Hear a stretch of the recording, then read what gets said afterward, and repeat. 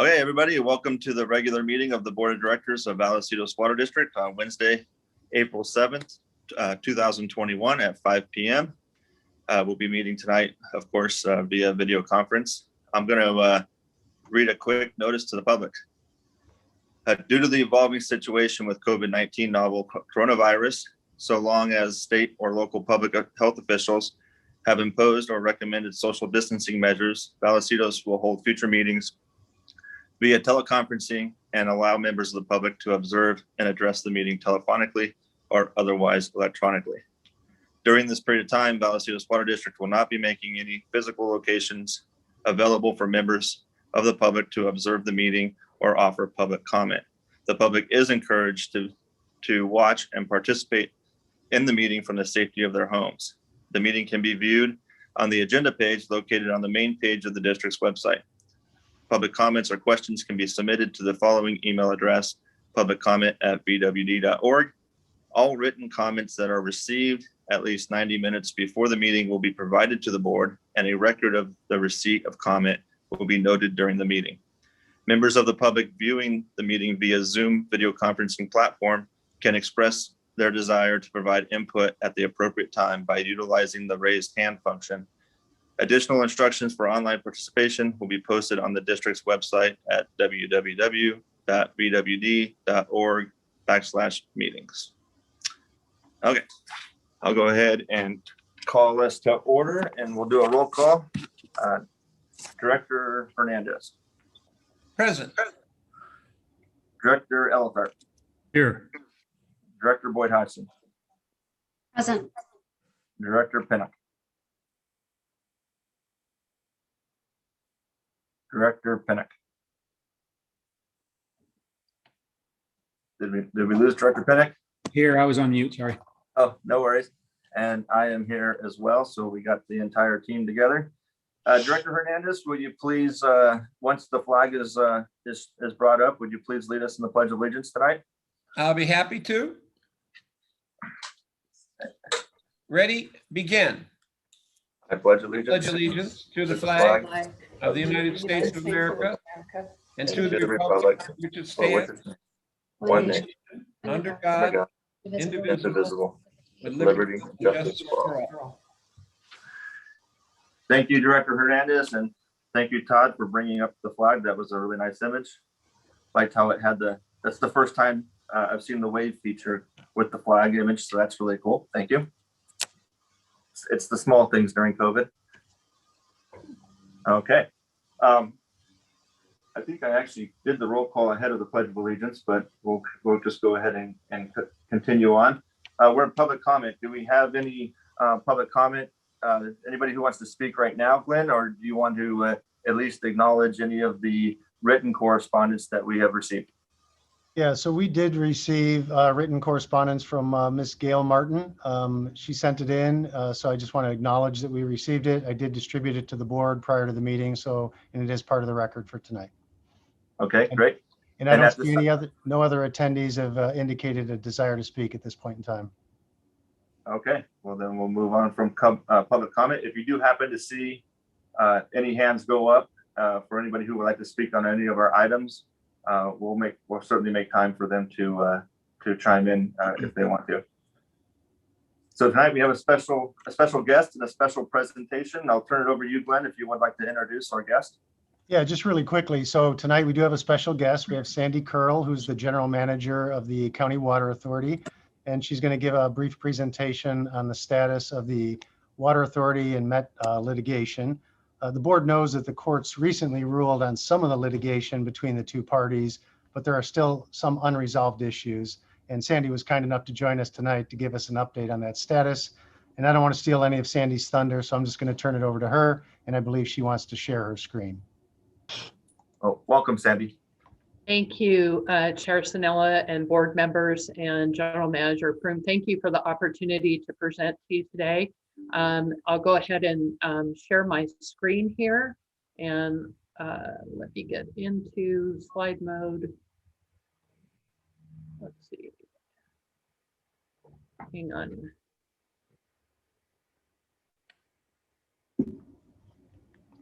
Okay. We can see it, Sandy. Great, and let me go into presentation. There we go. Okay. So thank you for the opportunity to be here this evening. I'm going to go very quickly through these slides, a little bit of history, very brief, but make sure everybody's kind of on the same page. Talk about how did the litigation start, what's happened so far, and where are we going.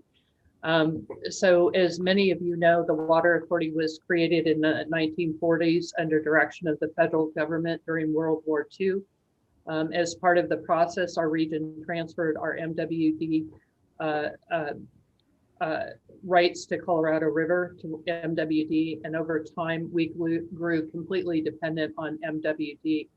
And this left our region subject to some serious water problems when MWD had a shortage, and that happened. And as many of you know, in the early 90s, there was a shortage, and at one point MWD in March of 1991 adopted cutbacks 90% and 30% respectively to ag and municipal users. And these water shortages were a huge blow to the San Diego County region, and our region came together and said, let's not have this happen again. The cutbacks were less severe. They ended up being 30% because of the Miracle March and the rains that occurred. So under the leadership of earlier boards, the Water Authority made the decision to change our profile so that we were more like other MWD agencies by investing in water sources we could control. So MWD shortages would not shut our region down. And the two areas that we focused on specifically led to the decision to go to two major water sources, our QSA or Quantification Settlement Agreement water transfers and the Carlsbad desalination plant. The QSA transfers are really at the heart of the MWD litigation. Hey, Sandy, if I can interrupt real quick, we're still seeing your cover slides. So the slides aren't advancing if you were intending them to. Oh, they're not. Okay. No. Yeah, we're still on the main cover, so sorry to interrupt. Thank you for doing that. Let me see if this goes. Do you see it now? No, we're still seeing the, it's in the slide or the notes mode. Oh dear. Okay. Let me try this again. I apologize. Yeah, it's still in that mode.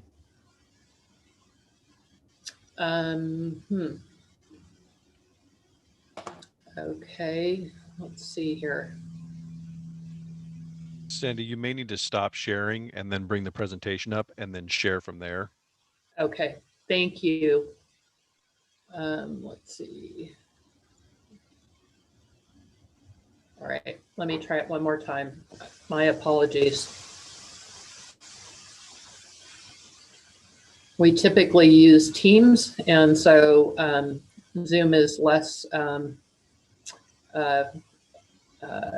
aware to me, so I apologize for that. Give me one moment.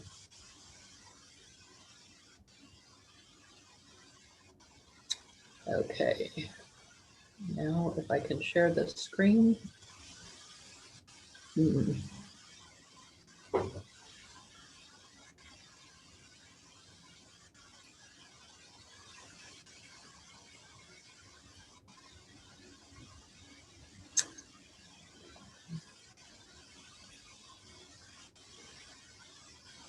I am sure.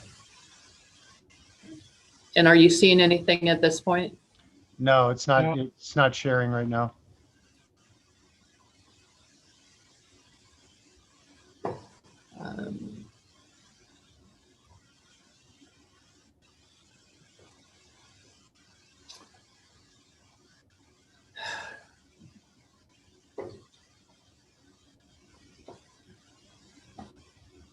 All right, let me try this one more time.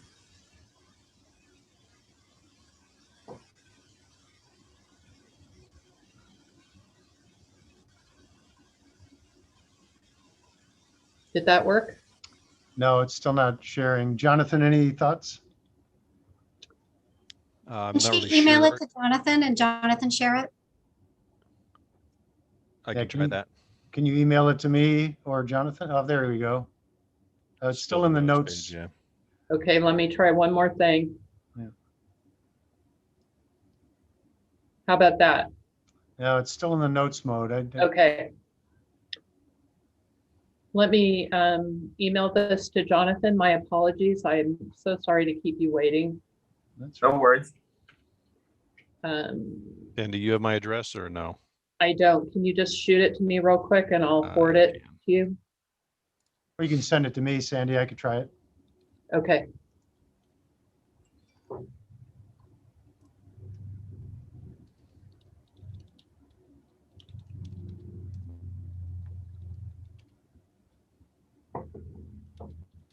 I apologize for throwing you off your rhythm, Sandy, but I wanted to make sure if there were slides that supported it, that we get to see them. Yes, I appreciate that very much.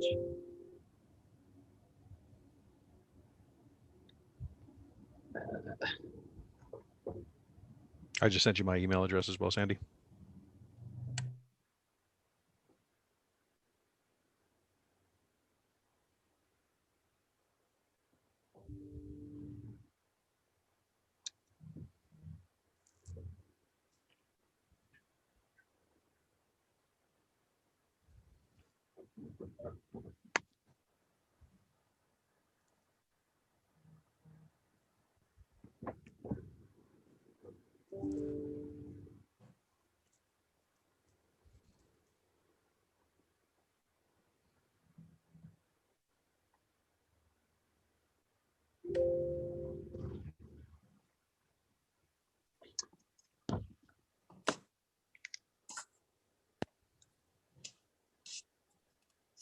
Don't see it yet.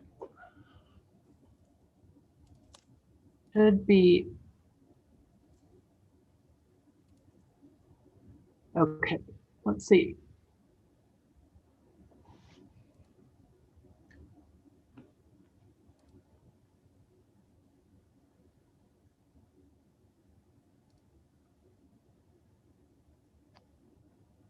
Aha, got it.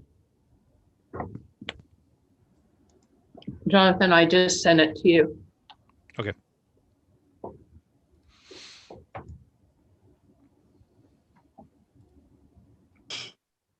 Did you get it, Jonathan? Not yet, no. Okay.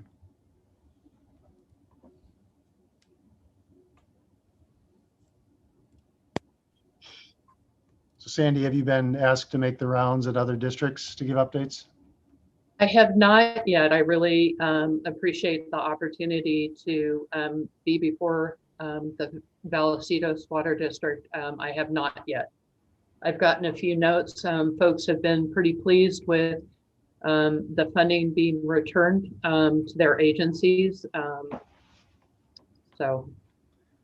And I don't remember if I told you, but later on in our agenda, our board's going to figure out what we're going to do with that money. Very good. Yeah. Just came in. Let me try to download this real quick.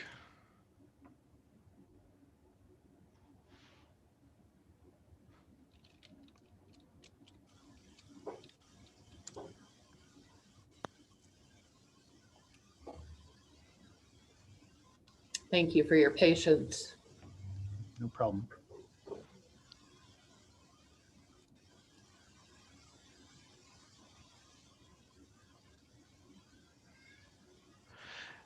Sandy, it looks like it wants me to sign into the SDCWA office. That's odd. That's kind of bizarre. Yeah, it came from probably SharePoint. Hang on.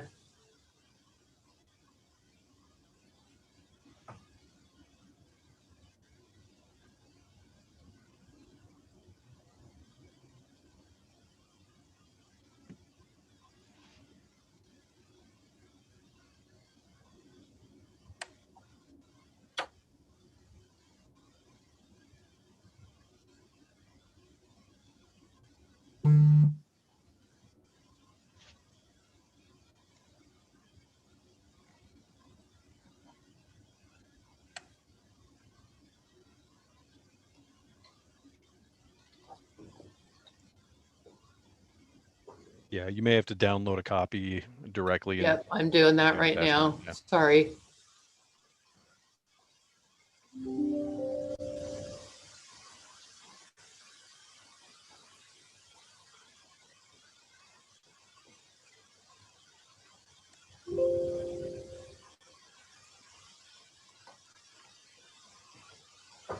One more minute. I will have it here.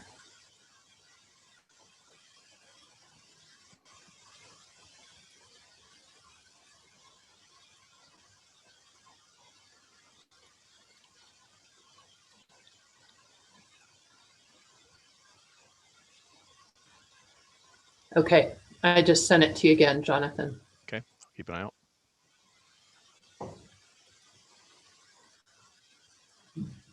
So as we're having a moment of interlude, I'll let you know that we're working very hard and we'll be presenting to the member agency managers next week on our drought messaging. As you know, the state is at 5% allocation for state water project.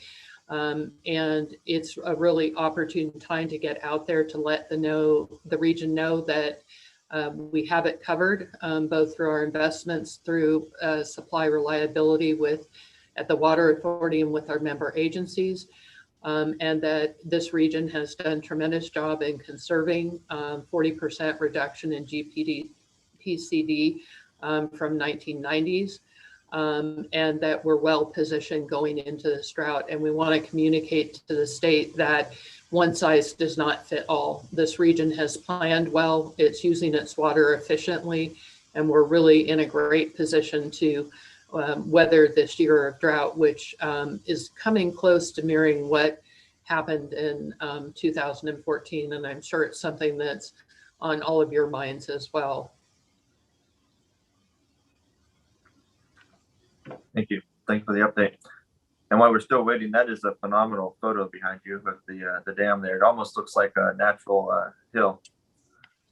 Yeah, it's the San Vicente Dam, and it's the dam raise that we did. And we worked very hard on the treatment on the outside of the dam so that it blended into the environment. And I think it's over time, it'll even get better as the side of the dam weathers as well. Yeah, it's neat.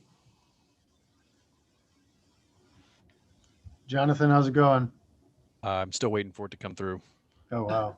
I think that our Office 365 actually scans all attachments, so it may take just a minute.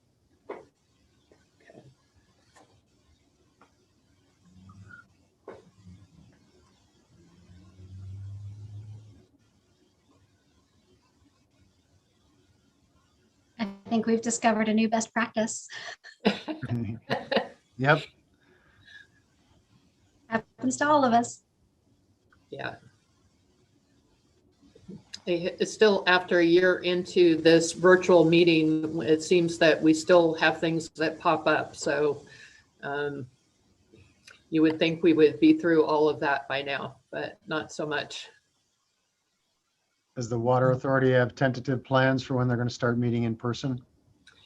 I was just talking with the board officers about that today. We've done some surveying of the board.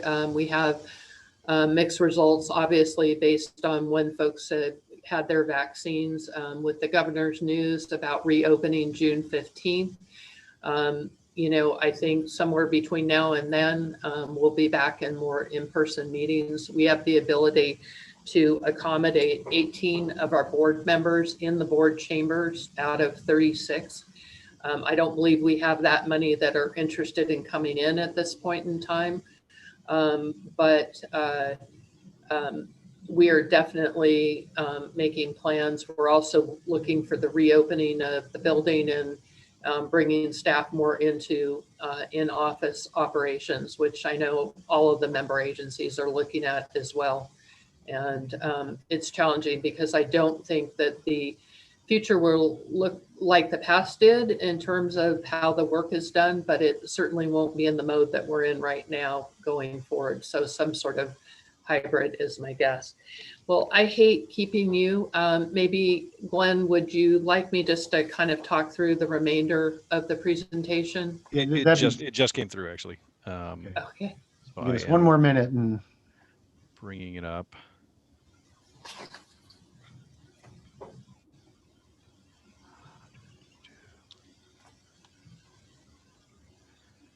And where's this? Share screen. Should be this one. Cross your fingers. There we go. There we go. That's it. Bravo. Thank you, Jonathan. Yep, just tell me when to move on. Just keep, click. Go ahead and, yeah. Keep on. Go ahead. Go ahead. Go ahead. All right, right there. Excellent. Thank you. So back one slide on the map, the QSA water is our conserved water by IID and various Imperial Valley canals, this Colorado River water that we must transport through the MWD's Colorado River Aqueduct. MWD owns the Colorado River Aqueduct, as you probably know, and receives state water project water from the California Aqueduct. And what was previously up on the map showed those pipelines and how that water transfers. The litigation that we've had with MWD has been mainly about the cost of moving our quantification settlement agreement water, San Diego's main water supply through the through the Colorado River Aqueduct. And there have been three big issues. Slide 7, please.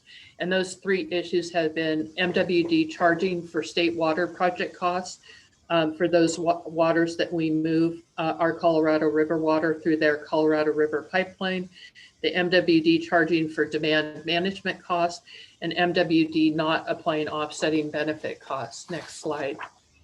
So on state water projects costs, we lost. The court said that the state water project is part of MWD's overall system, and though our water transfer never goes through it, MWD can still charge for it. However, on demand management costs, the court sided with the water authority. They said that charging us with MWD's water stewardship rate was a breach of our contract and awarded us the $44 million for the rate years 2011 through 2014. And that's the money we've received from that and just recently distributed to the member agencies based on their purchase of water during that time period from the water authority. And MWD has also stopped charging water stewardship on our QSA water as of 2018. Next slide. So what's left in our remaining cases?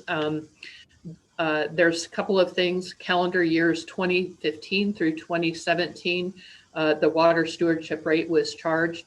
We have about $30 million in illegal charges for that time period.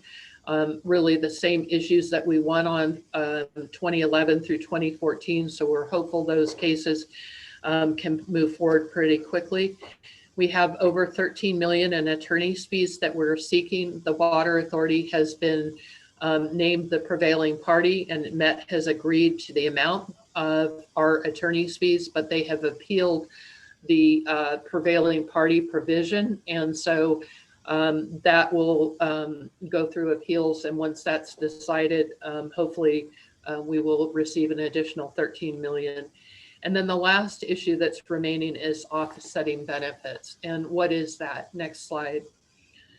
The courts applied Water Code Section 1811C to transport charges under the exchange agreement. And the statute basically says that fair compensation for MWD's costs, less credits for benefits. And specifically, it talks about reasonable charges incurred by MWD for transporting the water, but it also includes reasonable credits for any offsetting benefits for the use of the conveyance system. MWD hit us with the charges, but never applied the offsetting benefit credit. MWD's own numbers show these credits may be very significant. The next slide. These are calculations that were done by Metropolitan themselves in a variety of ways. In the column that says original, this was the per acre foot cost that they calculated. And if that cost was escalated to today's dollars, you can see the per acre foot cost. Any of those numbers are very substantial in any regard. So that remains a major outstanding issue. Next slide. A couple of things I wanted to touch on in terms of mythbusters in closing.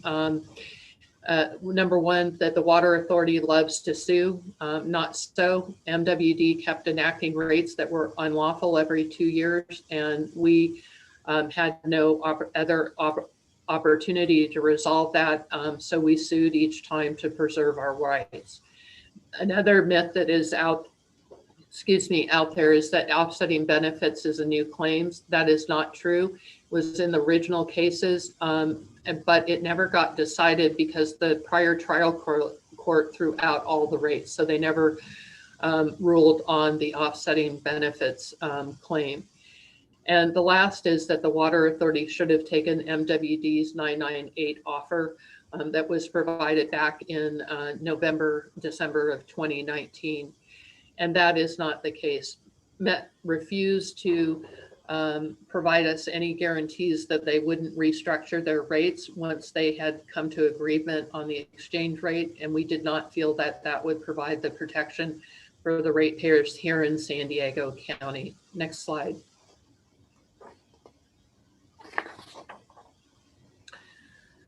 So kind of looking from a ratepayer perspective, I think it's important to note and pull out one of the statements by Judge Masulo that said San Diego prevailed and the judgment not only benefits its own ratepayers, but all of the nearly 19 million people in metropolitan service area, because enforcing cost of service principles serves the interest of all ratepayers. And we found that quite a statement, and one that we wanted to share with you, in that again, this proceeding, no one wanted to be in this situation. We went through it and ultimately got the benefit to this region. Next slide. In conclusion, this has been a really long journey. We have really appreciated the support of the member agencies going through this process. It's yielded tremendous benefits for our many member agencies and ratepayers. Litigation is a last resort, but there have been billions of dollars at stake, and we're continuing to look for opportunities to resolve these issues fairly through negotiations. And we hope that we'll be able to do that. I would note, unfortunately, that MWD has just within a week ago filed cross complaints for the outstanding cases. They're seeking declaratory relief for 22 causes of action and basically trying to retry all of the issues that were in the 2011 through 2014 cases. We're hopeful that Judge Masulo will quickly dispatch with that, but it is a challenge that we have going forward. And then last slide, just want to thank you for your time today. I appreciate your patience. Sorry about the PowerPoint presentation. Please feel free to reach out to me if I can provide any information or you have any questions. And just want to say that we appreciate having Director Ellithorpe on our board, and I'm happy to answer any questions that you have. Great. Any of the board members have any questions at this time?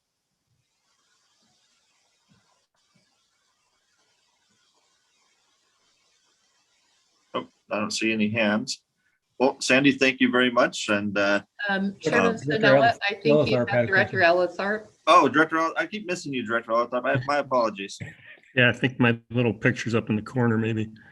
I didn't have a question, but I just wanted to say thanks directly to Sandy for taking for some of her valuable time to do this. I had asked Glenn if she could do this, so really appreciate it, and appreciate her patience and her staff patience with my newcomer questions that aren't always too intelligent. So I really appreciate it. Thank you. Well, thank you again, Sandy, for coming on out and sharing some updates on what has already been a real positive story in our community, both throughout Vallecitos, but like you indicated, throughout San Diego and really the entire state. So we really appreciate it. We look forward to our upcoming board item where we can talk a little bit about how that might further benefit our customers. So thank you. Great. Thank you. Thanks, Sandy. Thanks, Glenn. Okay. Moving on to the consent calendars. All matters listed under the consent calendar will be voted upon By one motion, there will be no separate discussion of these items unless a board member or member of the public requests that a particular item be removed from the consent calendar, in which case it'll be considered separately under action items. I'll entertain a motion at this time to approve the consent calendar or to discuss any items on it. Move to approve consent calendar, Hernandez. Okay, we have a motion to approve the consent calendar tonight. Is there a second? Second, Okay, we have a motion by Director Hernandez, a second by Director Boyd Hodgson. We'll conduct a roll call vote. Director Pinnock? You on mute? Yes. Director Hernandez? Yes. Director Boyd Hodgson? yes. Director Elithart? Yes. And I vote yes as well. Motion passes unanimously. Scroll down here to our action items. Our first item tonight, 2.1, is an independent audit services for fiscal year 2021 and fiscal year 21-22. Glenn, I'll turn it over to you, and then if you want to turn that over to Wes, I believe, let's go for it. Yeah, I'll take that item. Wes was going to present tonight, but he was called out of the state on a family medical issue, so he won't be with us tonight. Everything's fine, but he couldn't be here with us tonight. So item 2.1 relates to audit services for the district. As the board knows, the district is required to have an annual independent audit performed per California Government Code. The Government Finance Officers Association, known as GFOA, they have some best practices, and some of their best practices say that the government entity should enter into multi-year agreements of at least 5 years in duration. And they feel that this allows for greater continuity and helps minimize the potential for disruption in connection with the independent audit. And they also believe it helps reduce the costs to the agency as well. So Vallecitos entered into an agreement with Davis Farr LLP, which is a certified public accounting firm that performs independent audit services, to perform 3 years of audit. And that included 2017, 2018 through 2019, 2020. So it's 3 years inclusive. And that agreement did include an option to extend the agreement by 2 additional years. So it's time to make that decision whether we want to stay with Davis Farr or go out for other services. From staff's perspective, they've performed really professionally and reliably. They provided a really high quality product during the last 3 years. They ask great questions. They really run staff through the ringer.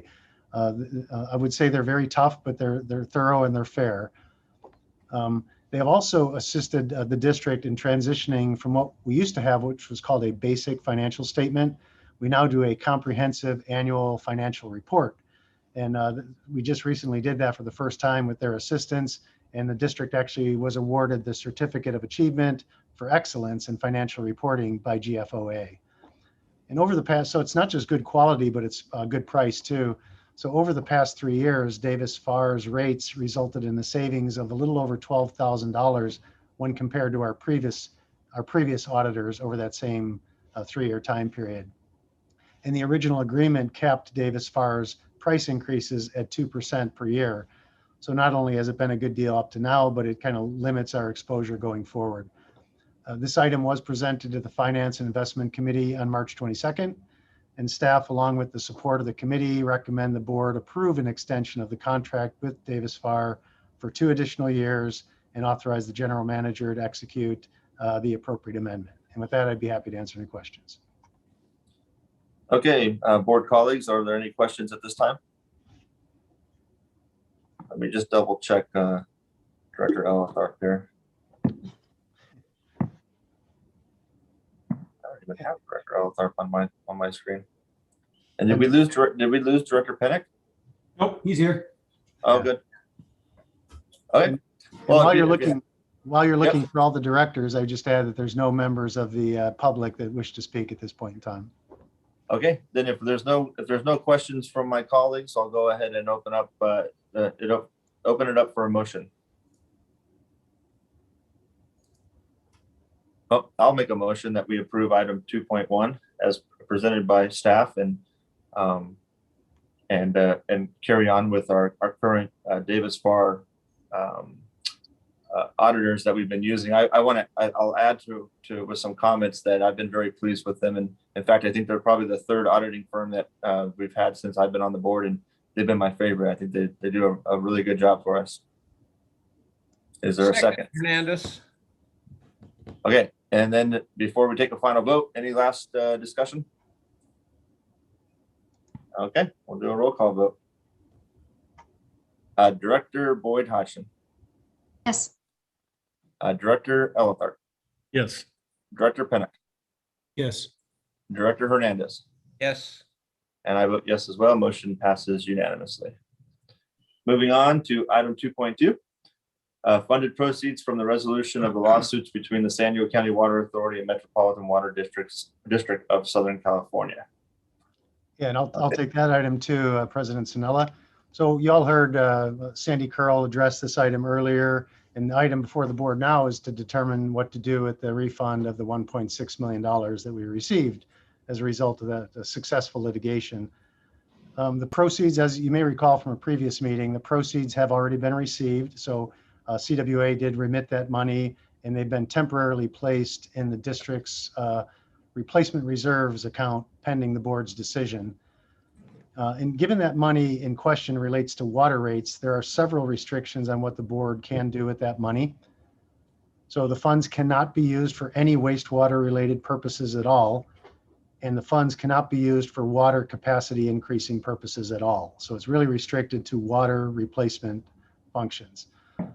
So apart from those restrictions, the board has pretty broad authority on what they can do. And just to summarize some of the available uses, the board can use it to pay for operating costs, including personnel, electricity, materials, and supplies. They can use it to pay for water replacement capital projects. The board could use the funds to pay down the district's PERS unfunded accrued liability, which the board may remember is the district's highest interest loan. So we pay about 7% on that unfunded accrued liability balance. We could use the fund or the money to help pay for increasing water, purchased water costs from the County Water Authority. And the money could be used to refund money to district water customers. So let's talk a little bit about that. If the money was used to defray treated water purchase costs, staff estimates that each unit of water sold to our customers could be reduced in cost by about 26 cents per unit. A typical single family customer uses about 13 units a month. So over a course of 12 months, for over a whole year, they would realize approximately $41 in savings if we used it to defray future water costs. And customers who use more water would receive a greater benefit or refund than those using less water. So if the board were to choose to return the money to existing customers, staff analyzed three methods. So the first method would split the refund evenly amongst all current district customers. So this would result in approximately $71.50 benefit to each current water customer. The second method of refunding it to the customers would be to split the proceeds among current customers in a manner that generally reflects the contribution each customer makes to the total district revenues. So the distribution in that method would be based on meter size, as customers with larger meters typically contribute more revenue to the district. Staff used a method known as meter equivalents to perform this calculation. And I'm going to share my screen real quickly, and hopefully you'll be able to see this. So can you see this right here? Yes. Okay. It's in notes view though, Glenn. Yeah, I'm afraid if I go to the view, it screws up everything else. So if the board will bear with me, I'll keep it in notes. I don't want to experience the problem Sandy had. It's on page 33 of the packet too. Okay, yeah, this is grabbed directly from the board packet, but just want to so everyone can have easy access to it. So you can see from this chart, if you use that meter equivalent method, we look at different meter sizes, and this represents, the top row represents all the different meter sizes we have. And each one would have what we call a meter equivalent. The larger the meter, the more equivalent smaller meters it is. So for example, if you look at a 2-inch meter, we estimate that that's about 6.5 small 5/8 or 3/4 inch meters.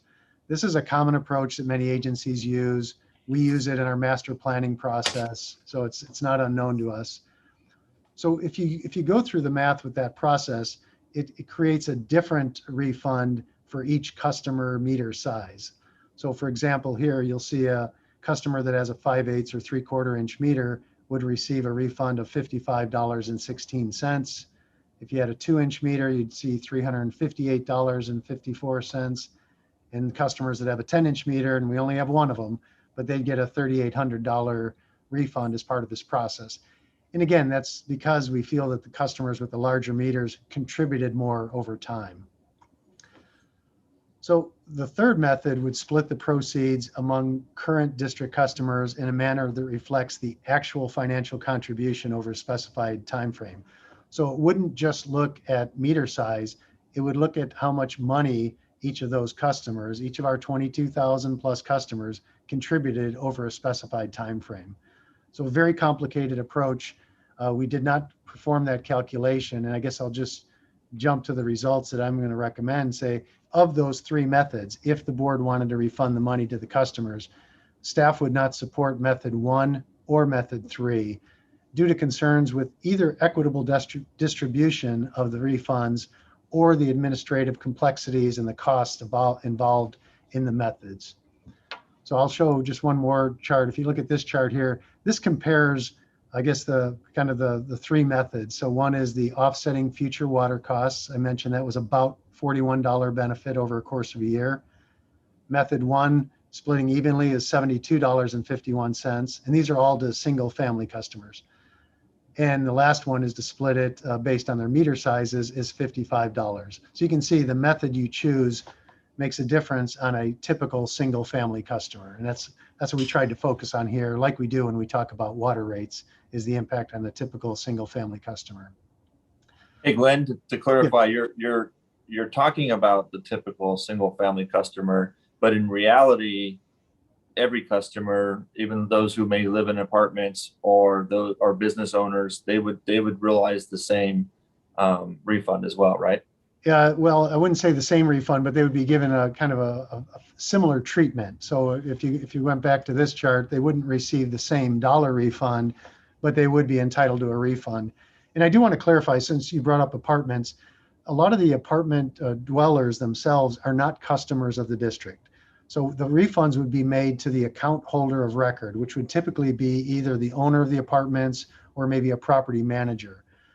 What the account holder of record does with the refund is we don't know, and we have no authority to get involved in that. So just to be clear, somebody lives in an apartment but doesn't get a bill from Vallecitos wouldn't be receiving a refund or a credit. Yeah, so that's interesting, and that's something that needs to be taken into consideration, and it's a bit disappointing, to be honest. It sounds like I think I already know the answer, but just to put it on the record, that I know that at least a couple of the mobile home parks that I visit in my district, they don't typically get a Vallecitos bill, but the park management company gets the bill, and then there's usually like a third party that bills the actual individual resident. So I'm guessing they would be in that same boat. They would be. If they don't get a direct bill from us, they'd be relying on whoever pays the direct water bill to distribute or redistribute any refund that was given. Yeah, I think we all know how that might go. Yeah, and we have no access to that information. We don't know all the tenants or occupants of either mobile homes or apartment buildings or condominiums that may not get an individual water bill. Yeah, it's really unfortunate because I think those are the folks that probably need the money the most. Those who live in apartments and mobile homes. Now, just to clarify, is this a refund in a check form, or is this just a credit on their next bill? Yeah, so we'll talk about that in a minute. It's a great Okay. question that was discussed. So just to kind of jump ahead a bullet here. So this item, and I'll stop sharing the screen. I don't think we need to see it anymore. So the item was heard by the board at its meeting on March 17th. The board directed it to the Finance and Investment Committee, and the Finance Committee heard it on March 22nd, on Monday. And the Finance Committee recommended that the proceeds be distributed to current customers as a credit on an upcoming bill. The committee did not specify, according to based on my recollection, they did not specify a particular method for distribution. So whether it's at method 1, method 2, or anything else. And they wanted to leave that decision up to the board. The committee did recommend, however, that a note be included on the appropriate water bill if it was done as a refund or as a credit, identifying the reason for the credit so that people know that it was a board action that resulted in these funds being returned. I believe also we requested that there be some documentation of what the bill would have been before the credit. That's specifically what I asked for. Yeah, I apologize. I wasn't done with that point, but you're exactly right. That was the second part, that here's what your bill would have otherwise been had this credit not been applied. And clarify that it was a one-time credit, right? It's not something that they're going to see every month. It was a one-time credit on their account.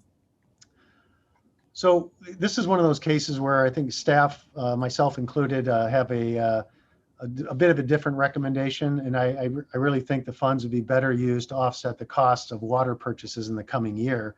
So that still does provide relief to current customers.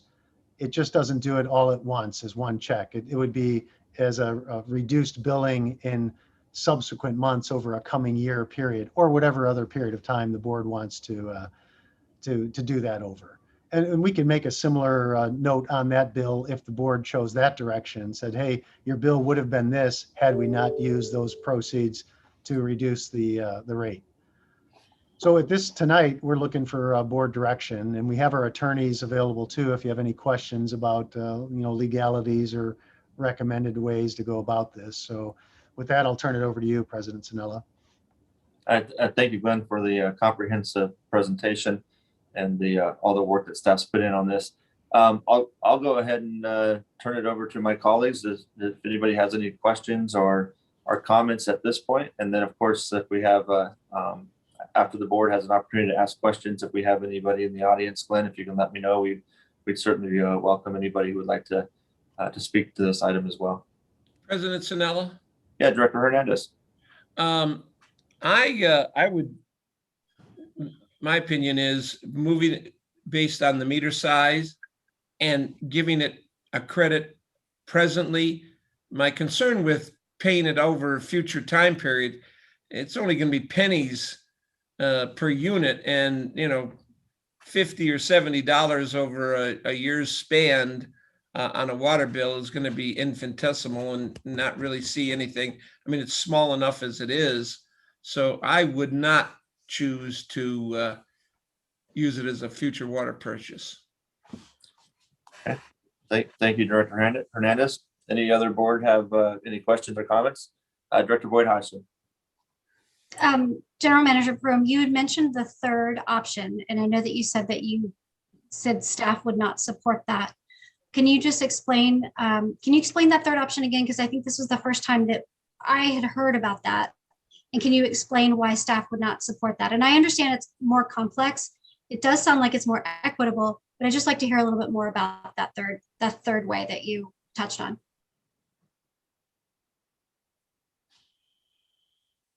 You're on mute, Glenn. Muted.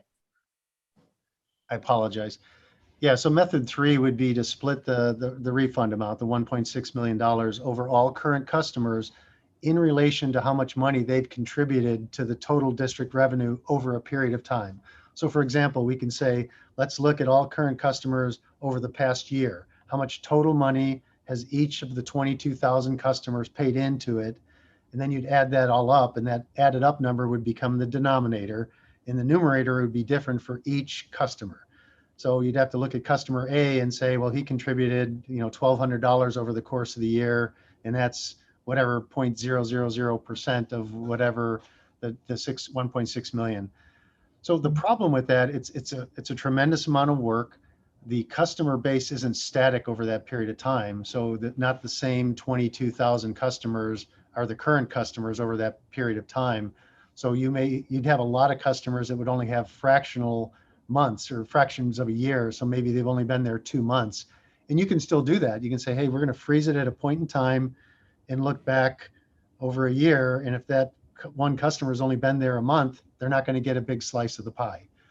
We just felt it was very difficult way to distribute it. You could make the argument it's more fair. They contributed more, so they should get more out of it. But we want to make sure that as much of the money that we got back from the water authority is being returned to the customers and not being eaten up in staff administrative costs. Thank But you. the reason we didn't do it because it was because of the amount of work. I mean, staff would be happy to do it if that's the board's direction. But I can't even guess what the range of number would be. Instead of a chart showing 3 options, I'd have a chart that had 22,500 columns of, you know, what each customer gets back.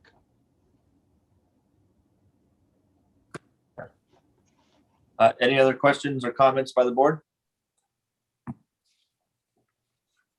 Hello. Looks like Director Oliver. Director Elthart. Yeah, can I change where my little video is sitting? So, You just got to speak up. You just got to use your voice. Yeah. yeah, I'm Yeah, trying just jump to in there. Yeah, just yell out loud. I'm trying to be polite. And it's, You gotta be more, it gotta hasn't be more worked like for the Jim. first 63 years. So. Go ahead, Director Elthart. Yeah, I would support offsetting water supply costs in the coming budget cycle. I know it creates, like Director Hernandez said, it creates kind of pennies and future bills, but I think it's the cleanest and most equitable way to do it. I don't know what else to say. I really support that option. So. Thank you. And Director Pinnock, do you have anything you'd like to add? Actually, I'm just in line with Director Hernandez. I like the second option, and I like it as a credit. It's clean, it's easy, it's done, and I believe it is equitable. So I'm kind of in that. I'm in that boat. Yeah, I came to this meeting in that boat, and I think I still am in the boat, but it was a bit of an eye opener, and I hadn't connected the dots that there's going to be a certain section of our customer base who live in apartment buildings and mobile homes where these large property management companies and apartment ownership companies are going to get a really hefty check, I would imagine. Or would they only get $170, or would they get a $70 from every apartment that's in their complex, Glenn? It would be for every meter that they're responsible for. So for every account that they have, they would get the corresponding refund amount based on their meters. Yeah, that kind of sickens me a little bit because they weren't I'm sure that they were recouping those water rates in some way. I know in the mobile home example, I know for a fact that the customers that I've spoken to over the years, they receive a bill from a third party, which is already unfortunate because anytime you get another hand in the pot, there's that third party's recovering their administrative cost, and for all we know, there could be profit in there. We don't know. And so it kind of sickens me to think that there's going to be this apartment owner that's going to get a check for thousands of dollars. And I don't trust that most of them, if any of them, are going to give it to the people who it belongs to. So that's the only hesitation I have to giving the money back directly to everybody in the way that we have. I still think that the pros outweigh the cons in my head in this short couple of minutes that I've kind of connected these dots. But between now and the time that we have to make a decision, that's what I'm going to be really pondering, because it's just not right. And part of the benefit of being able to take advantage of this windfall that the district has received through this lawsuit is to really help our customers out in a time where they probably most need that help as we kind of manage through this pandemic and people are struggling. And the folks that are either on fixed incomes or on the lower spectrum of the income, they're the ones who live in mobile homes and apartments a lot of times, not all the time, but a lot of times. And that's weighing on me. Question, Manager Prum? Yeah, go ahead. Does our newsletter go to all residents or just the holder of the meter, the ratepayer? So like between the pipes you're talking about? Yes. I believe it's to customers of record. I'm not 100% sure on that, but I think it's to the customers of record. And we may deliver some extra copies to Yeah. and ask that they be distributed amongst the tenants or the residents of the mobile home, for example. Well, I would suggest that depending if in fact we do go with number 2, that we also not put it into the pipes, but also send out a news release so that perhaps these apartment owners and the mobile homeowners could see that and then go to their HOAs and say, hey, are we getting any of that money? Because the developer initially for the apartment and or the mobile home, they're the ones that made the big purchase of the meters, the money for the larger meters, substantial dollars there. So I think as equitably as we can, doing it by the meter size rewards the people that purchase the meter. I'm also in favor of distributing it by meter size. It's not perfect. And I have the same hesitation that President Sanella has. I didn't realize until tonight that, sort of the customers that will be getting it and the customers that won't be getting it. And that weighs on me as well. I think that we have an opportunity here to not let the perfect become the enemy of the good.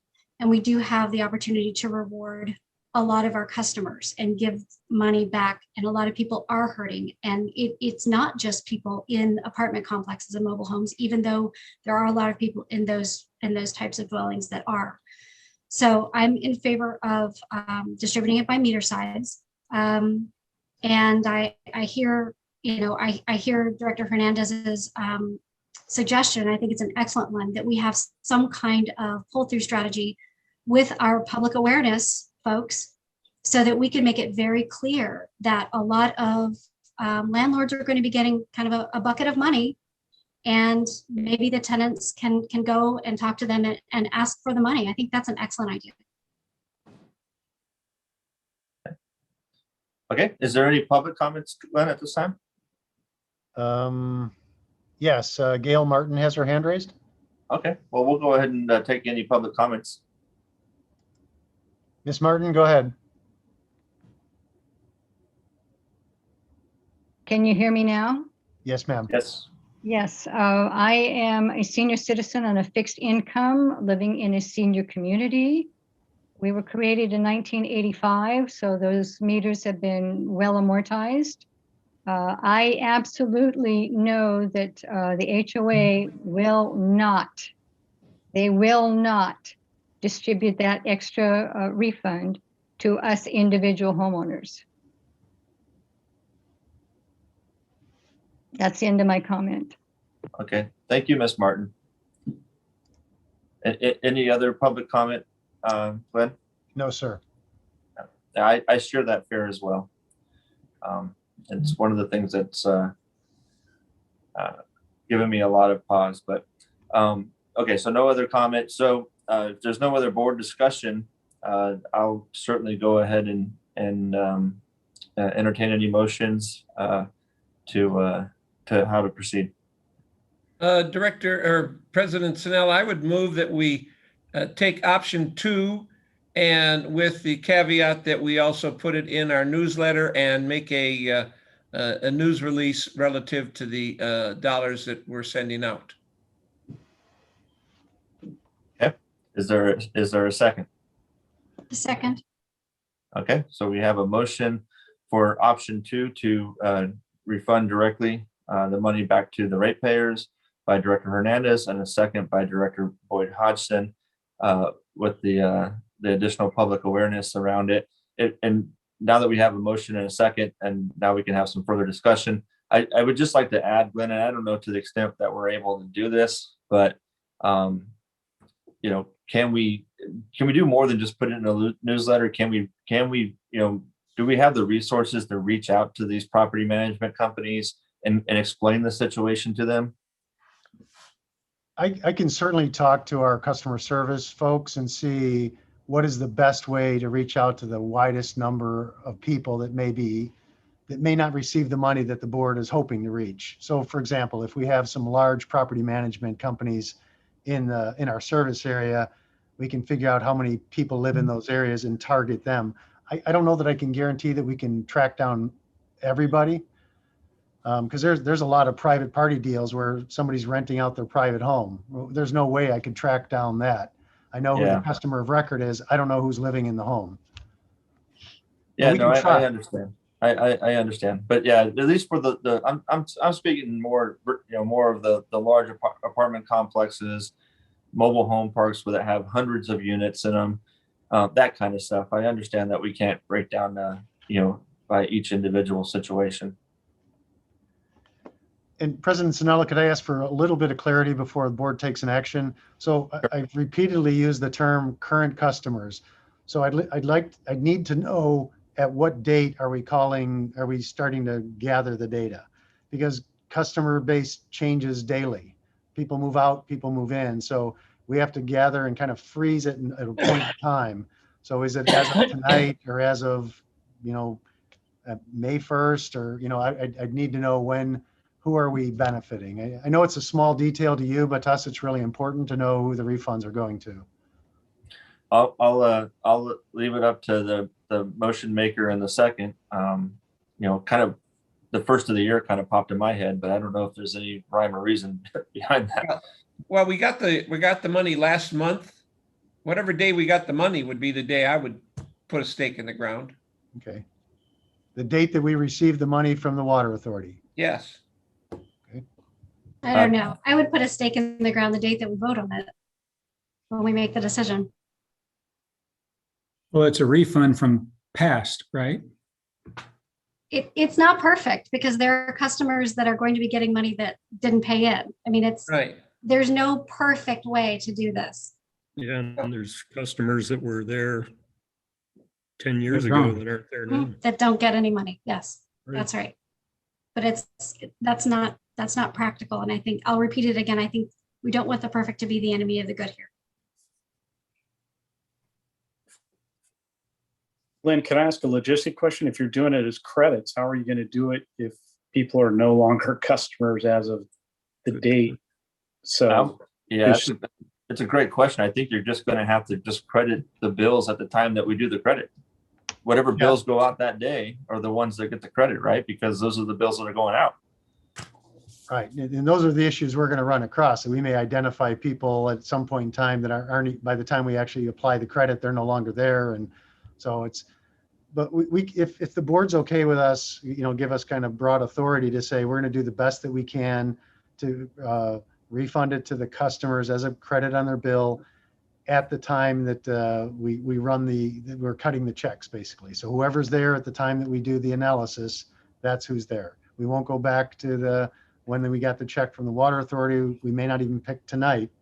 It'll be whenever we start to implement this. And we have some logistics work to do at staff level to figure out how to implement this. But as long as I get that kind of direction, we can do it. That's fine with me. Yeah, I don't have an issue with that, Glenn, but I'm just thinking about this logistically. Like, okay, it's April 7th. It's going to take you guys a couple of weeks probably to hash this all out logistically. But let's say this credit is going to hit the May invoices that go out to everybody, right? The May bills. Would it just simply be those people who got the May bills, regardless what day you decide to implement or take this, because if it's funny because my parents are Vallecitos customers in Escondido. They're in escrow right now. They're moving in 2 weeks. And so if we made the date today, for example, using my own parents as an example, well, they're not going to get an invoice in May in the house that they're currently in. So I'm not trying to advocate that my parents do. It doesn't matter, but I'm just using them as a perfect example right now that they're going to get it. They're going to get an April bill, but they're not going to get a May bill. And so wouldn't it just be the May people if that's when the credit went out? Sure, if that's what the board wants it to be, but keep in mind, they're not all, we don't bill May 1st. We have different billing cycles. We go out and read the meters throughout the month. We send out bills at different time of the month. So it's a Okay. constantly moving process. And that's why your general manager recommended applying it to the purchase water costs. But That's why I agree to it. yeah, and it's fine to do it this way. It's just, as Director Boyd Hodgson says, it's not perfect, and there's no perfect way to do it. But I think this will reach a broad segment of the people that you are trying to help through the process. Okay, so do you have clarity on this? Well, I think so. How about this? Can we maybe bring it back to the next finance committee meeting and say, here's the plan? That adds a little bit of time, but actually I think it's the 12th. I think we're meeting April 12th, finance committee meeting. So we can maybe get a little bit of clarity and report back to the committee in terms of implementation. But then would we have to bring it back to the board, and that's another month? Well, unless the board delegated that authority to the finance committee. The board delegates authority to the general manager all the time, and then I go do an action, right? I sign an agreement or, execute a contract after the board's delegated the authority. It may not be the cleanest way, but yeah, I know the board wants to get this done quickly too. We don't want this to linger. We want this to be done as quickly as possible. Point of order, President Sinella? Yes. Don't we have a motion and a second on the board? We're going to do something with that before we can move this Well, I thing mean, off yeah, into the. No, we do, but there is an opportunity to discuss and ask clarifying questions during this time. But I do agree, we're probably taking it a little bit too far. So if we want to either take a vote on the standing motion and second, and we can either shoot it down and then come back and start over again, or we can. I think we're close. I think we're all kind of with maybe the exception of Director Elithar, kind of in agreement of what we want to do. We're just trying to all understand how it's going to work, right? And so, I don't want to delay this any more than we already. I don't want to go back to the finance committee personally. Okay. I just think that's going to add. It's just going to delay things. I want to get the money back to the people as quickly as we can. It's their money.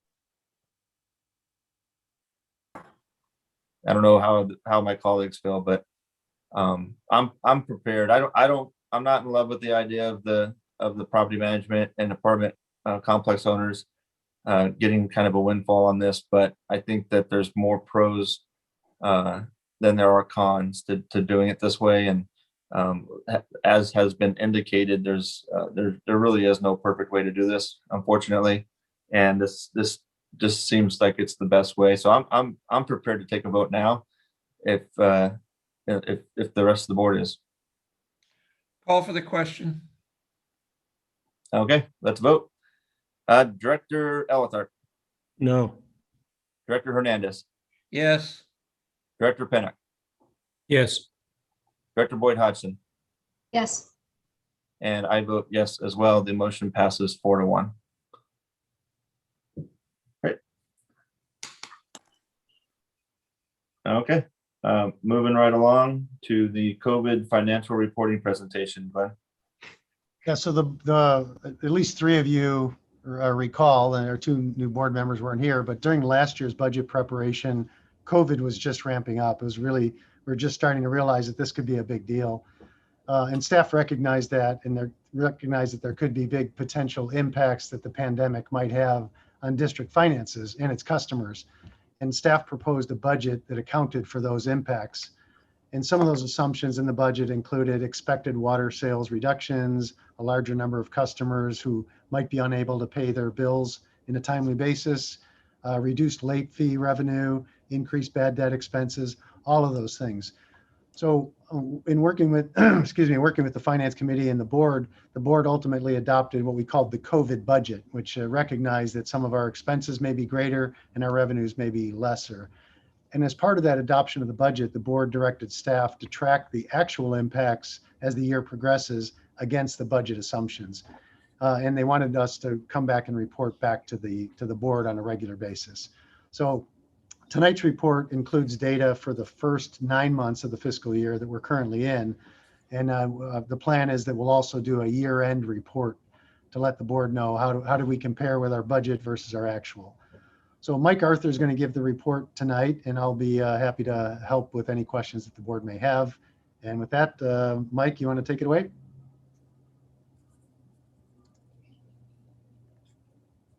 Mike, you may be muted or you haven't started talking yet. Am I sharing anything right now? I might run into the same problem with Sandy. No, you're sharing fine. And it's a full screen? It is. Yes. Okay.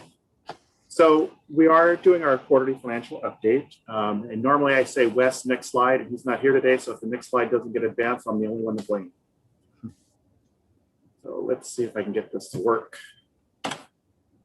So again, we're going to go over our actual budget, and this will be, as Glenn mentioned, the 3 quarters, the 9 months of the fiscal year. We will review the back one with the water sales, water purchases, and then some of our customer accounts, such as delinquency charges, lock charges, and bad debt expense. So real quick, just a recap, we have about 22,000 customers, and of those customers, about 90% of them are their 5/8 and 3/4 inch meters. And this is another slice and dice. About 90% are also your residential multifamily. So residential accounts for about 90% of our meter types. So we'll review some of the water sales by customer type and also go over the purchases real quick. And even though residential customers make up about 90% of our customer base, in terms of water sales, they make up about 63.5% of our water sales. And in our production, which is our purchases, again, we have 3 sources of, that we buy our water. So strictly from the Water Authority, our OMWD Raw Water Exchange, and our desal water. So this is our fiscal year to date. This is the 9 months, and it compares the previous 3 fiscal years with each other. Right now, in our current fiscal year, we're about almost 11% higher than last fiscal year.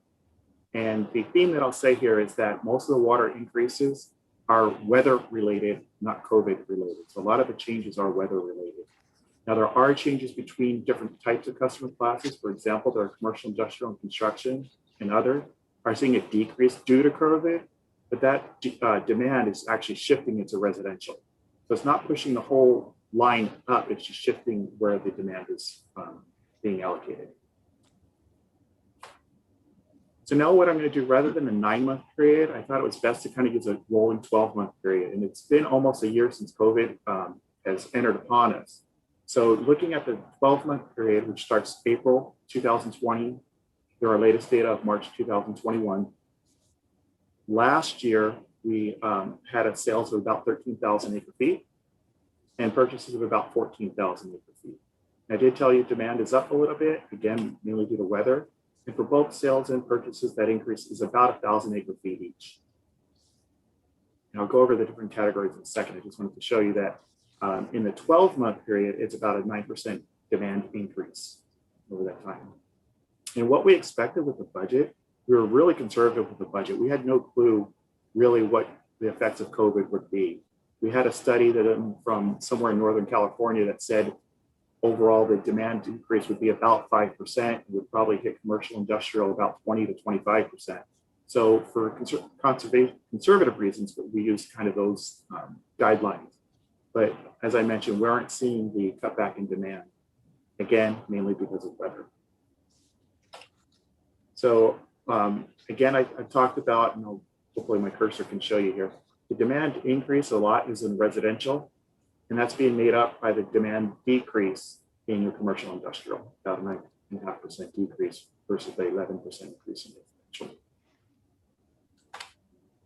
residential. Again, just a summary, and I've already talked about this, but it is the most recent rolling 12 months compared to the previous 12 months, and the sales are up about 9%.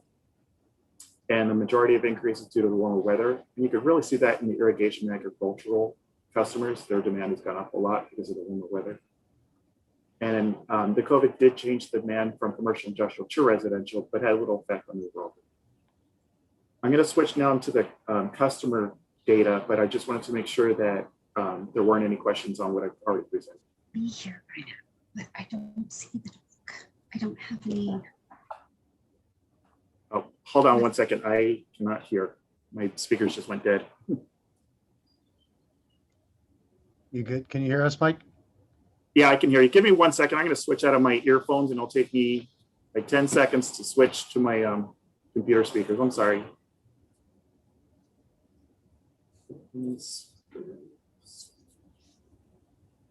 Okay, hopefully I can hear you. Can you No, hear I us? cannot. Oh, now I can hear you. Okay. Okay, sorry. Did you have a question, Director Boyd Hodgson, or someone have a question? I'm sorry. No, I don't have questions. Oh, okay. So I'll go ahead and move on to the customer data then. Back to my screen. So what we have here is our delinquency customers. So in the left part is our delinquent customers from 30 to 60 days. And the middle portion is 60 to 90 days and then 91 plus days. And this shows 3 years worth of history. So it goes back, the blue bars are from March 2019 and the grayish bars are 2021. So from the 30 to 60 day customer delinquencies or past due accounts, we have seen about a quadruple the amount from 223 to 946 customers. A lot of these delinquency increases is due because we're not locking customers. So their bills are being a little bit more delinquent. And again, from 60 to 90, it's increased almost 8-fold. And from 90 days plus, it's about 10-fold, 9-fold. So these are some of the folks that we just helped. Yes, exactly. These are some of the folks we helped. And also I'll show you in the next slide. I think it's the next slide. We're also helping them in other ways by waiving fees. Oh, so of these customers, I just wanted to kind of show how these two graphs will correlate. These are the number of customers that are past due these timeframes. These are the dollar amounts that the average customer is past due. So out of the 30-day to 60-day window, the customer delinquency has gone up from $56 to about $125. That means the average customer bill is past due by about $125. For the 60 to 90 day, now there was a anomaly in 2019. There was one large customer that had a very high past due balance. So that's throwing this graph off. So the delinquency was $195 on average in 2019. It's now about $90. So we're seeing about the same in the 60 to 90 day period. The big increase is because we're not locking customers, would be in the 91 plus increase. They're, normally we would see about $350. It's now about $520. So the other thing that we're doing to help customers, if a customer calls in for a COVID related reason, they can request a fee waiver, and it's pretty much no questions asked. So we have 3 types of customers we consider when they call in to waive a fee. They're a one-time customer, which is this blue portion right here. They just say, hey, you know what, I'm having trouble paying this month's bill. Can you waive the fee? You know, I'm sure everything will be better next month, which all of us hope. So they go into this one-time customer group. Now, they could be another one-time customer next month. They could always call back the following month. But these are people that just say, hey, look, I just need a little help right now. So we'll waive those fees. There's other customers that are this orange group that say, hey, look, I don't know. I'm not really sure. Can you waive the fee? And they even tell us, we'll probably call back next month and ask you to do the same thing. So they fall into this column called noted. It just means that we note their account, that they've already called in. If they call in next month, we'll waive their fee. And then there's other customers that are really in more of the dire straits that say, hey, look, I lost my job. My husband lost his job. My wife lost her job. Until COVID ends, I really need help. So we put them on a special care type program, which for every month, we'll just waive the fee. They don't need to call back in. And we'll check on them from time to time, but they're in that program where they don't have to worry about calling in. We want to reduce the stress on them as much as possible. And you can see though, back in June of 2020, we have errors here. There were about 448 people total in all 3 programs. And it has gone down pretty steadily since then. That more customers, fortunately, are being able to pay their bills. But But like I said, we still have the ongoing special care program. They don't have to worry about it. We'll keep them on that program. So fee waivers, how much have we waived? How much of the fees have we waived? I told you back in June is when we had a lot of customers calling in. So we waived about $2,000 in fees, went down to about $1,700 at the quarter ending June 30th. September 30th. And then for December 30th, it was about $1,000. And then back up this last quarter is about $1,400 that we've waived. So number of delinquency fees billed. So these are the number of people that have late fees charged to their account. And it's been pretty steady all along. Back in January, and again, this is a 3-year period. So 2019, 2020, 2021, I don't know if I have arrows. We've seen overall, there's about 1,400 to 1,500 customers per month that have a late fee charged to them. And that really hasn't increased significantly. There was some down in January because they cleaned up the AR. But overall, it's been pretty steady, a little bit increased in the current year, but not too much.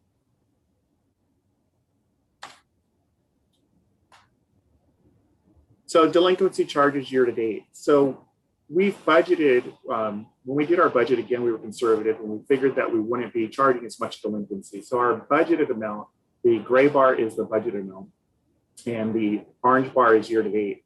We'll just go to the current period from March 31st. We only budgeted $63,000, but we've actually received about $310,000 in delinquency charges. So people are paying, for the most part, their bill and are paying the late fees that are associated with it.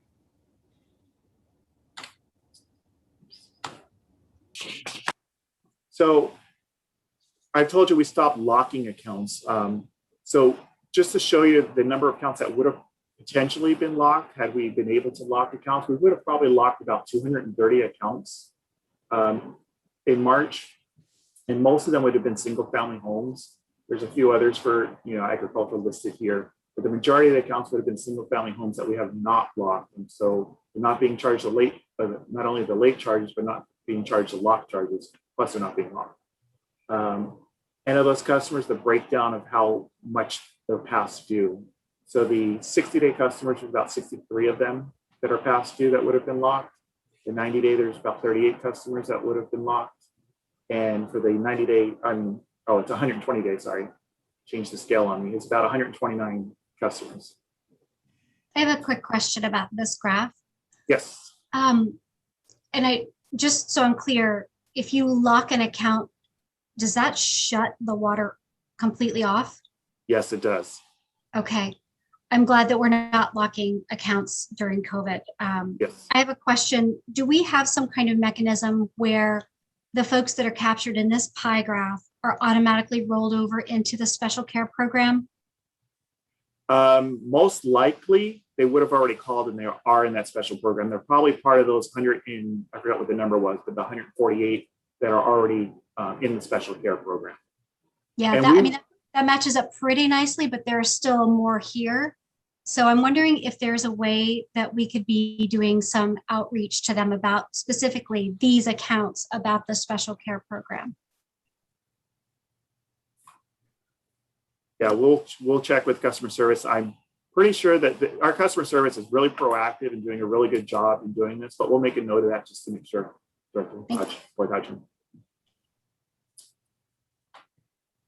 So lock charges year to date, I did mention we're not locking anybody. So our actuals, our bars are flat.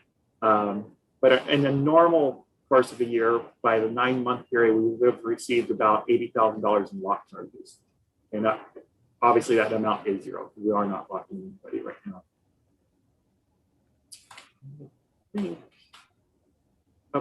So bad debt expense.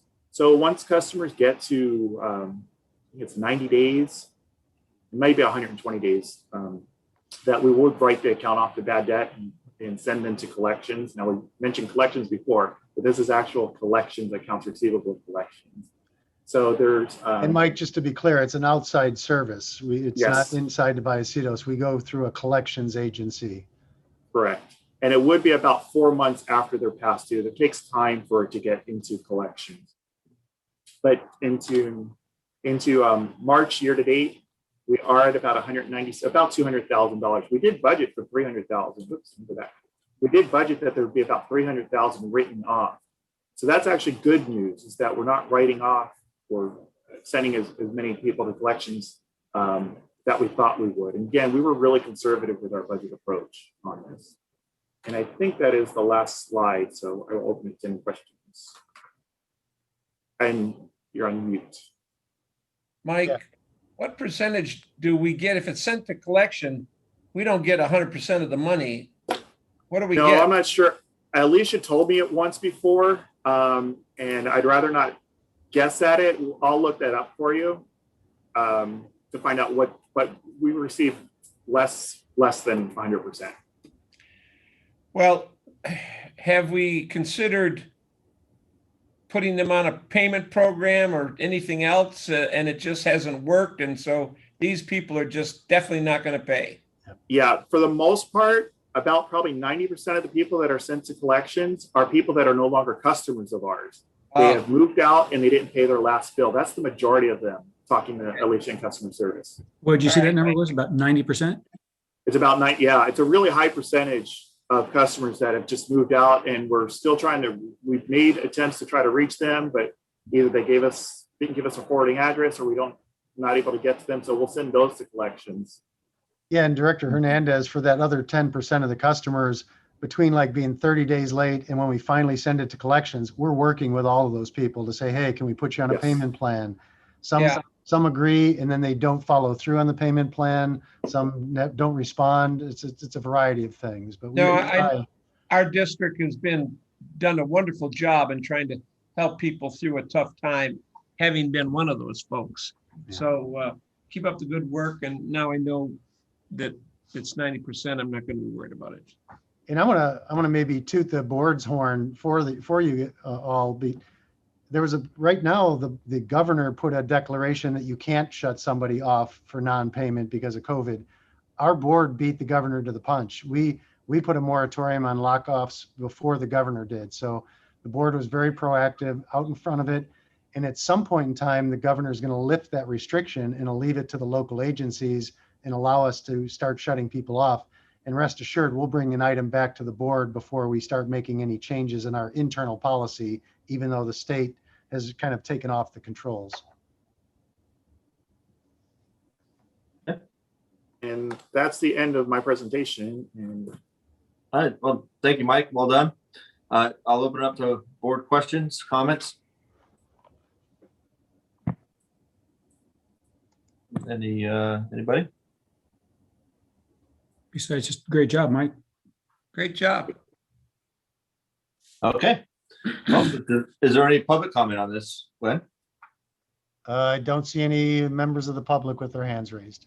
And our agenda tonight says that you're looking to provide direction. Is that direction on frequency of this report, or what kind of direction were you looking for? Yeah, I guess it's if the board wanted to see anything else, we're fine. Our plan, as I mentioned before, we're going to come back with a year-end report, and if the board's okay with that, then we don't need any direction. If the board wanted to see something else, either more frequent or more information, we can take that direction. Otherwise, there's no real action required. Okay. Well, I didn't hear any questions or comments, so we'll continue doing what we're doing, and then we'll get the year-end report here soon. All right, that concludes our action items tonight, and we'll move on to reports, and we'll go with general manager report.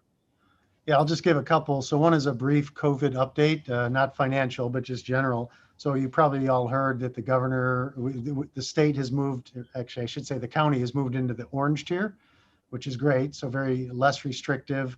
And it actually, most important thing for us is that the orange tier allows us to bring more of our administrative workers back into the office. So starting today, we brought back about another 10 employees, and every 2 weeks after this, so in 2 weeks from now, we'll bring back another 10, and then 2 weeks after that, we'll be about at 100% with all the people back in here. So good news, and we haven't had any outbreak problems here, so things are looking good from a COVID perspective. Great. Next thing, I just want to provide a real brief update on the San Marcos Sewer Interceptor Project, specifically the impacts to San Marcos Boulevard. So as you all know, we have this sewer interceptor project that involves installing a sewer that crosses San Marcos Boulevard, and it's caused some significant disruptions to traffic. And initially, one lane in each direction was impacted, so both eastbound and westbound in the vicinity of Pacific Street, where the Arby's is located. Several months ago, we were able to open up all the westbound lanes, which was great. But as of today, we still have one eastbound lane that's closed. The contractor is still working in that area. Things have been really slow. We've had some trench problems. So as they're trenching to install the sewer, it's collapsing. There's some adjacent facilities or adjacent utilities, I should say.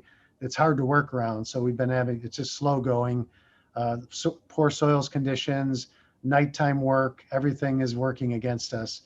But we think that within a couple of weeks, they should be out of that area unless we have bad weather or some unforeseen site conditions. So hopefully by the end of April, we'll have both lanes of traffic open in both directions. Just a couple announcements, three real quick ones. There's a Speakers Bureau virtual event on DSAL with the Escondido Sunrise Rotary scheduled for tomorrow at 7:30 a.m. We have a virtual community outreach with San Alejo Hills HOA related to the pipeline condition assessment that's going to be undergoing in San Alejo Hills community. That outreach is on Tuesday, April 20th at 6 p.m. And we have a Speakers Bureau virtual event on the San Marcos Interceptor project, which I was just referring to, with the Lake San Marcos Kiwanis Club. And that's scheduled for Tuesday, May 18th at 11 a.m. And that's all I have to report.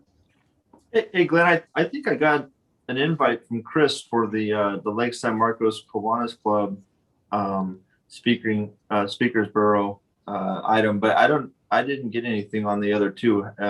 Are you not inviting board members to those other two? I'll have to check. I'll get something out. I'll check with Chris when we're done here.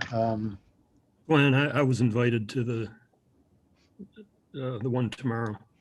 Yeah, and I think that's in Director Elitharp's area, which is why we specifically reached out to Director Elitharp. I'm attending the one in San Alejo. Yeah, and a similar reason for the one with Director Boyd Hodgson. Okay. Well, I'd like to be, if you could forward me the invite for the San Alejo one. My division does run up into San Alejo Hills as well, and of course Old Creek Ranch, which is right next door. So okay, will do. Thank you. You're welcome. Okay, going on to you, Jim, legal counsel. Well, as Glenn and everyone's touched on, everybody's foreshadowing that we're going back to a new normalcy. I guess for the last year, we've been in these virtual meetings. I know a lot of agencies are ready to get back in person, but there's kind of the flip side of the coin is what's going to happen to these virtual meetings. So I thought I'd alert you to the three bills that are currently pending up in Sacramento regarding changes to the public meetings. There's Assembly Bill 703, which would essentially continue the option for virtual meetings under the same guidelines as the governor's executive order that we've been implementing for the last year. There's the second bill is Assembly Bill 361, which would only allow virtual meetings during declared emergencies. It would prohibit meetings from continuing when there were teleconferencing, broadcasting, or public comment outage issues. And the third bill is the Assembly Bill 339, which would require virtual meetings with translation services, even where the board returns to the boardroom. So if this bill were implemented, it would require us to continue to provide virtual access for the public. It would mandate that our virtual public access be available for call-in by internet or otherwise.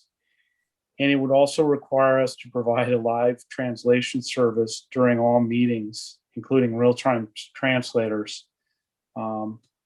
with instructions being done in languages spoken by 5% or more of the population within our jurisdiction. So 3 very different approaches to either allowing or adding additional bells and whistles to the virtual meeting process.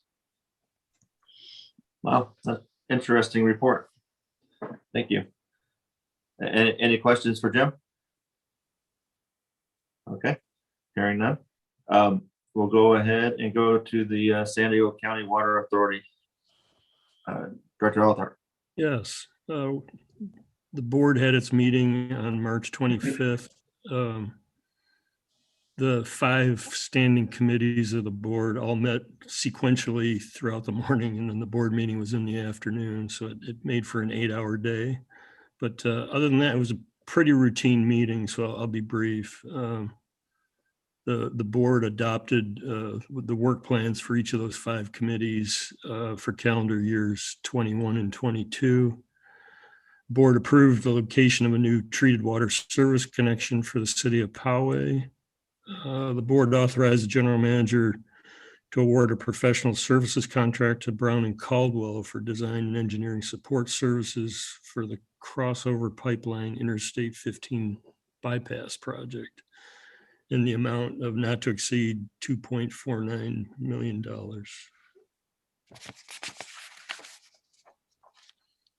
The other item of note, the board adopted positions on various legislative bills, and there was many of those. So I would urge you, if you have questions on any particular Assembly or Senate, state Senate bills, to go to the website for the Water Authority. And that's my report.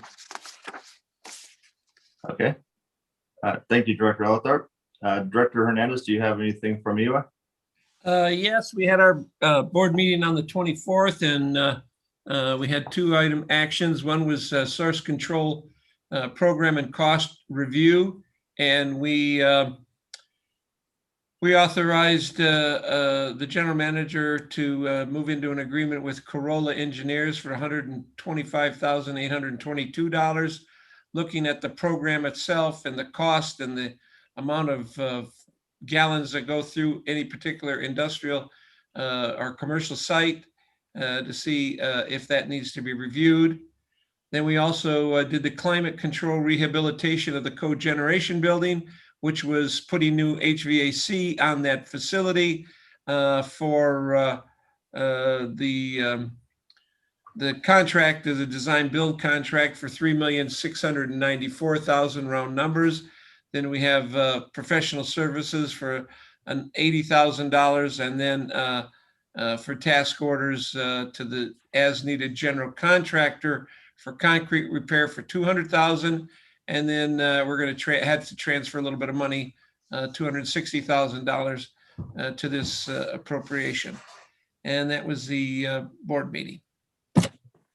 Thank you, Director Hernandez. And I attended that board meeting as well.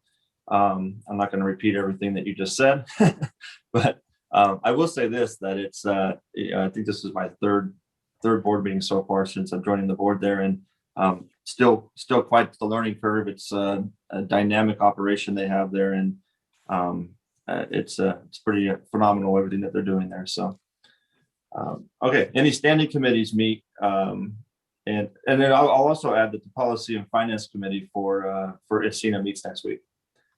Any standing committees that met at Vallecitos? Yes. Okay, Yeah. Director Boyd Hodgson.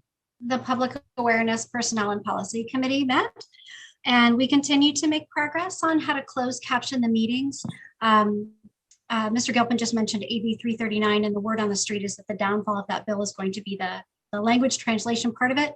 But I'm hoping that we can be ahead of the curve like the board was last time with not shutting off folks' water, and we can get closed captioning available so people that need accommodations can participate fully in our meetings. So we're working on that. We as the directors, I understand, are going to be getting more information about the trainings that we need to take in order to maintain our transparency rating. So we can look forward to that. Developmental plans are being put in place to identify potential candidates to fill some of the positions that are going to be opening up due to retirements. So that's the staffing succession plan that we've been talking about in the committee. It was brought to my attention by a few constituents in that we were behind on posting minutes and videos. So I brought that up also in the policy committee meeting, and next meeting, we're going to take a look at sort of the process and try to identify the barriers and figure out how we can overcome those a little bit easier. The administrative code consolidation work still continues. And finally, we had a wonderful presentation by a man named Bill Dean, whose specialty is developing curricula for water and trying to get kids interested in water. And I'm hoping that that can be that can play a role in facilitating getting kids interested in water and hopefully bringing jobs to the water industry, if we take a long vision of that. Great. Thank you for the report. Any other standing meetings met before I talk about the finance committee? Going once, going twice. Okay, the finance committee also met since we last got together. The two main topics that we talked about were the renegotiation of our auditing contract that we voted on earlier today, and then of course the making a recommendation on how to use the lawsuit funds that we had received out of the San Diego County Water Authority's lawsuit that we also talked about at length today, and I believe that probably 80% of the recommendation from the finance committee was approved. So that was good. So I won't belabor those two items any more than we've already talked about them tonight. And if there's no other standing committees, we'll go ahead and move on to director's reports on meetings or conferences, seminars attended. Director Hernandez. Yes, this year the Aqua Conference in Washington, D.C. took place much differently. Two 1-hour sessions a week apart. They had speakers that showed up from the Senate, from the Health and Human Services and EPA. The discussion was about waters of the United States. They're looking at that and arguing back and forth about what Trump put into place, what Biden took out, and what he put into place. So it's a ping pong ball there. One of the interesting things is they want to identify ponds next to wetlands as waters of the United States, which would include our Mar Reservoir, which doesn't make any sense to me. There's a big court case going on in Maui where they want to consider water that's percolating through the ground that's going out to the sea as a water of the United States. EPA is looking at copper and lead testing for K through 12 schools, which we had a little bit of an incident a year or so ago, and we did not get involved because our responsibility ends at the meter. Some of the states want water districts to test all the pipes in the K through 12, but with no help for financing from either state or federal government. And the let's see, last one was groundwater storage. They're all supportive of it. They talked about the potential drought, that we're 59 to 60% of our annual snowfall. We're down on water for rain, and the Colorado River Basin is low on flow. And so they're urging us to contact our Senator Feinstein, who has always been very positive on water, and speak to them about monies for surface groundwater storage. And that's my report. Well, sounds like a fascinating seminar. Any other seminars attended or conferences? Okay, Director Boyd-Howson. So I also attended part of the Aqua seminar, and I won't repeat everything that Director Hernandez said, but I was really heartened to hear they had folks from the Bureau of Reclamation and the EPA that I saw, and the Director of Wastewater Management, and they talked about how they are planning to re-engage California, especially now, which I thought was, I was heartened to hear that. They're focusing a lot on how COVID-19 has impacted water utilities. Apparently, water utilities across the nation really have been affected by COVID-19 with folks' ability to pay, not unlike what we've experienced. And there's an estimated 1.1 billion that's going to be available to help low-income residents pay their water bills. Secondly, I saw the Metropolitan Water Authority's virtual tour of the Regional Recycled Water Advanced Purification Center, and that was really fascinating. It's in the environmental planning portion or phase right now. It's estimated to replenish 4 regional groundwater basins, and the capacity would be 168,000 acre feet per year. And they had a really good presentation, as a virtual tour. Great, thank you. Anybody else? Okay, hearing none. Well, that's the end of our reports. We'll go on to other business. Just kind of a note and file meetings. The Association of California Water Agencies Virtual Spring Conference is May 12th through the 13th, coming up next month. And I guess if you're interested in registering, reach out to Diane. And then that ends the other business. And so now just any director comments on either comments or future agenda items. Director Boyd Hodgson. I do, and I'm not sure what the historical where this has happened historically, but if we if this $2.3 trillion infrastructure bill is passed, how do we as a water district find out how we have access to any monies that should be coming our way? It would be great if we could have a presentation, maybe by Mr. Gilpin or General Manager Pruitt, to find out, my understanding is that, the money that we're entitled to is going to be pushed to the states, and somehow we're going to need to try to get it. But I want to make sure that we are aware of all the different avenues through which we can try to access that money if we have to write grants, if we have to write proposals. It would just be great to know that. So at some point, I'd like to see a presentation on that. Secondly, I'd like to make a comment about the public comments. I am generally in favor of not having the public comments read, and that's for 2 reasons. And it's kind of a nuanced, my opinion is nuanced. Number one, it's not fair to the reader because it's not the words of the reader. Number 2, it's not fair to the person who submits it, because then the person who reads it may not agree with whatever is being submitted and may offer their own subjective inflection. However, in the past, we have read the comments, and I think that it is not appropriate for us to arbitrarily decide not to stop reading the comments. I think that we need to have something in writing so that the expectation can be managed. Secondly, it is also not the case that typically we've offered the opportunity for the public to comment after every agendized item. If that is going to be our protocol going forward, I think it should be agendized, that we should have public comment. And my understanding is that the reason why we are meeting as a board is to conduct the business of the board, and the public comment is an opportunity for transparency.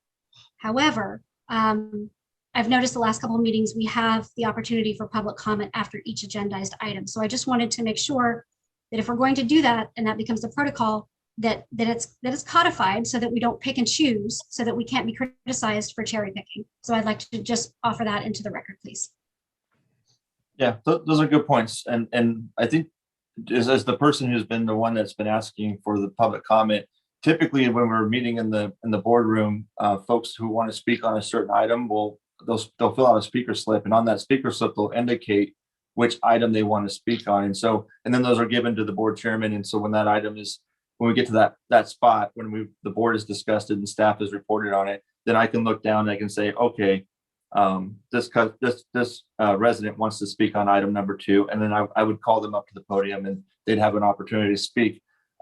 In this new virtual kind of world that we've been kind of thrusted in over the last year, just trying to we're just, like everybody else, we're just kind of trying to work our way through it. And there's certainly been some lessons learned, but I really think all of us as a board have really tried to bend over backwards to accommodate these changes as much as we possibly can. So that was just my thought process on that, but I'm fine with it. The policy committee wants to come up and codify anything but that was just my thought process as the current chair as to why I was asking if there was any public comments after every item.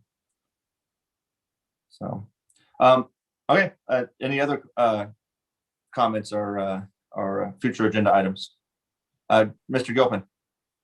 I would just offer to GM Prum, I mean, we have a lobbying group in Washington, D.C. that was reporting back to us on the infrastructure bills and are tracing that. So to Director Boyd Hodgson's request, I'm happy to work with Glenn to provide an update to the board on those bills and what it may mean for Vallecitos in terms of what's available and how to access that funding. Thank you. Great, thank you. Any other comments, questions?